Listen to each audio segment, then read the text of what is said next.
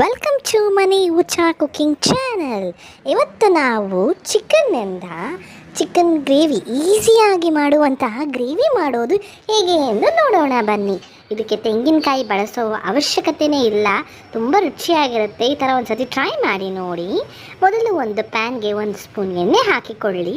ಎಣ್ಣೆಗಾದ ನಂತರ ಒಂದು ಚಕ್ಕೆ, ಒಂದು ಏಲಕ್ಕಿ, ಒಂದು 4 ಲವಂಗ ಹಾಕಿಕೊಂಡು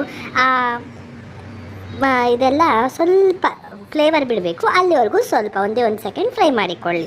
ನಂತರ ಹಸಿಮೆಣಸಿನಕಾಯಿ ನಿಮ್ಮ ಖಾರಕ್ಕೆ ಅನುಗುಣವಾಗಿ ಹಾಕಿಕೊಳ್ಳಿ. ನಂತರ ಈರುಳ್ಳಿ, ಸಣ್ಣಕ್ಕೆ ಉದ್ದಕ್ಕೆ ಹೆಚ್ಚಿರುವ ಈರುಳ್ಳಿಯನ್ನು ಹಾಕಿಕೊಂಡು ಚೆನ್ನಾಗಿ ಫ್ರೈ ಮಾಡಿಕೊಳ್ಳಿ. ಈರುಳ್ಳಿ ಎಲ್ಲ ಲೈಟ್ ಗೋಲ್ಡಿಶ್ ಬ್ರೌನ್ ಬರೋವರೆಗೂ ಫ್ರೈ ಆಗಬೇಕು. ನಂತರ ಶುಂಠಿ ಬೆಳ್ಳುಳ್ಳಿ ಪೇಸ್ಟ್ 1 ಸ್ಪೂನ್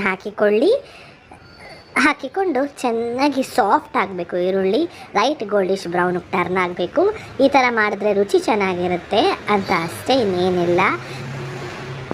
ನಂತರ ಒಂದು ಅರ್ಧ ಟೊಮೆಟೊ, ದೊಡ್ಡದಿತ್ತು ಟೊಮೆಟೊ, ಅದಕ್ಕೆ ಅರ್ಧ ಹಾಕ್ಕೊಂಡಿದ್ದೀವಿ. ಟೊಮೆಟೊಸ್ ಎಲ್ಲ ಸಾಫ್ಟ್ ಆಗೋವರೆಗೂ ಚೆನ್ನಾಗಿ ಫ್ರೈ ಮಾಡಿಕೊಳ್ಳಿ. ಇದೆಲ್ಲ ಚೆನ್ನಾಗಿ ಫ್ರೈ ಆಗಬೇಕು.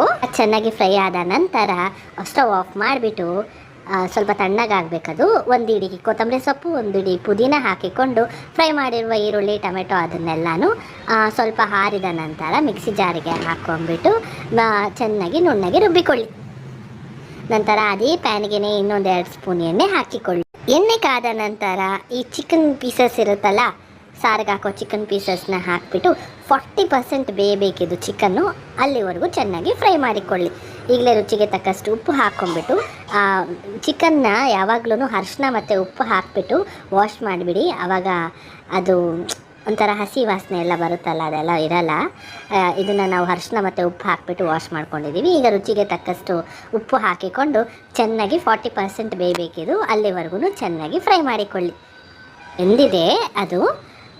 ಈಗ ಇದಕ್ಕೆ 1 ಟೀ ಸ್ಪೂನಷ್ಟು ಅರಿಶಿಣದ ಪುಡಿ, 1 ಟೀ ಸ್ಪೂನಷ್ಟು ಧನಿಯಾ ಪುಡಿ, ಚಿಲ್ಲಿ ಪೌಡರ್ ನಿಮ್ಮ ಖಾರಕ್ಕೆ ಅನುಗುಣವಾಗಿ, ಹಸಿಮೆಣಸಿನ್ಕಾಯಿ ಹಾಕಿರ್ತೀವಿ ರುಬ್ಬಕ್ಕೆ, ನೋಡಿಕೊಂಡು ಹಾಕ್ಕೊಳ್ಳಿ. ನಿಮ್ಮ ಖಾರಕ್ಕೆ ಅನುಗುಣವಾಗಿ ಹಾಕಿಕೊಂಡು, ಈಗಲೇ ಉಪ್ಪು ಖಾರ ಎಲ್ಲ ಏನಕ್ಕೆ ಹಾಕೋದು ಅಂದರೆ ಚಿಕನ್ಗೆಲ್ಲನೂ ಇಟ್ಕೊಳ್ಳಿ ಅಂತ ಅಷ್ಟೇ, ಇನ್ನೇನಿಲ್ಲ. ನಂತರ ರುಬ್ಬಿರುವ ಆ ಪುದೀನ ಮತ್ತು ಆ ಈರುಳ್ಳಿ ಎಲ್ಲ ಇರ್ತಲ್ವ, ಆ ಮಿಶ್ರಣವನ್ನು ಹಾಕಿಬಿಟ್ಟು ಸ್ವಲ್ಪ ಆ ಮಿಕ್ಸಿ ಜಾರಲ್ಲಿ ಉಳಿದಿರುತ್ತಲ್ವ, ಅದಕ್ಕೆ ಮಾತ್ರ ನೀರು ಹಾಕ್ಕೊಂಡು ಸ್ವಲ್ಪ ನೀರು ಹಾಕ್ಕೊಂಡು ಕುದಿಸ್ಕೊಳ್ಳಿ. ಚೆನ್ನಾಗಿ ಕುದಿಬೇಕಿದು. ಈ ಮಸಾಲೆ ಎಲ್ಲ ಚೆನ್ನಾಗಿನೂ ಕುದಿಬೇಕು, ಆವಾಗಲೇ ಅದು ಚಿಕನ್ಗೆಲ್ಲ ಹಿಡ್ಕೊಳ್ಳೋದು. ಚೆನ್ನಾಗಿ ಕುದಿಯಲು ಬಿಡಿ.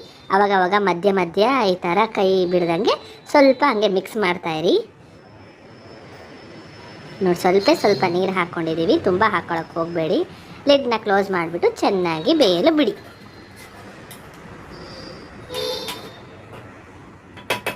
ನೋಡಿ, ಈ ಥರ ಆವಾಗವಾಗ ಮಧ್ಯ ತಿರುಗ್ತಾ ಇರಿ.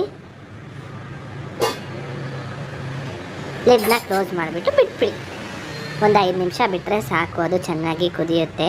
ನೋಡಿ, ಕೊನೆಗೆ ಈ ಥರ ಇರುತ್ತೆ ಅದು ಚಿಕನ್ ಗ್ರೇವಿ. ತುಂಬ ರುಚಿಯಾಗಿರುತ್ತೆ. ಒಂದು ಸತಿ ಟ್ರೈ ಮಾಡಿ ನೋಡಿ. ಈ ಥರ ಕೊತ್ತಂಬರಿ ಸೊಪ್ಪು ಸಣ್ಣಕ್ಕೆ ಹೆಚ್ಚಿರೋದು ಹಾಕ್ಕೊಂಡ್ರೆ ಚಿಕನ್ ಗ್ರೇವಿ ಸವಿಯಲು ಸಿದ್ಧ. ಮಾಡ್ಕೊಳ್ಳಿ, ತಿನ್ಕೊಳ್ಳಿ ಚಿಕನ್ ಗ್ರೇವಿ. ನಿಮಗೆ ನಮ್ಮ ಚಾನಲ್ ಇಷ್ಟವಾದಲ್ಲಿ ಪ್ಲೀಸ್ ಲೈಕ್, ಶೇರ್, ಸಬ್ಸ್ಕ್ರೈಬ್ ಮಾಡಲು ಮರೆಯಬೇಡಿ. Thank you for